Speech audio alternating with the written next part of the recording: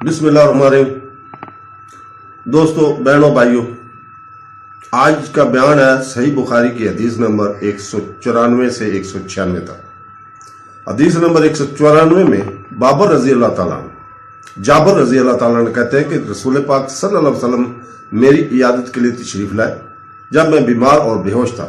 इसने वजू किया और बचा हुआ पानी मुझ पर छिड़का तो मैं होश में आ गया और अर्ज किया, या रसूलल्लाह, मेरी वरासत किसके पास जाएगी, क्योंकि मेरा ना तो कोई औलाद है और ना औलाद। फिर फराइद और वरासत के मुतल्लिक आयत नाजिल हुई। हदीस नंबर 195। अनस रजी अल्लाह ताला ने कहते हैं कि नमाज का वक्त हो गया।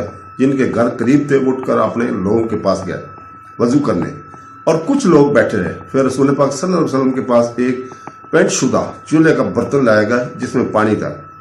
बर्तन छोटा था, इतना चौड़ा नहीं था कि कोई हाथ फैला सके। फिर भी तमाम लोगों ने वजू किया।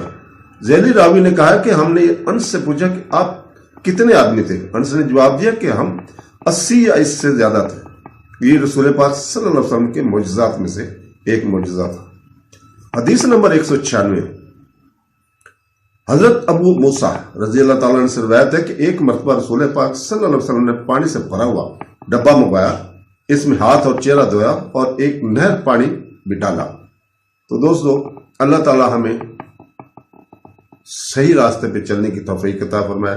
कुरान शरीफ पढ़ने, तफसीर पढ़ने और हदीस पढ़ने और उसके ऊपर अमल करने की भी तौफीक अता फरमाए। आमीन सुम आमीन। अल्लाह हाफ़िज़।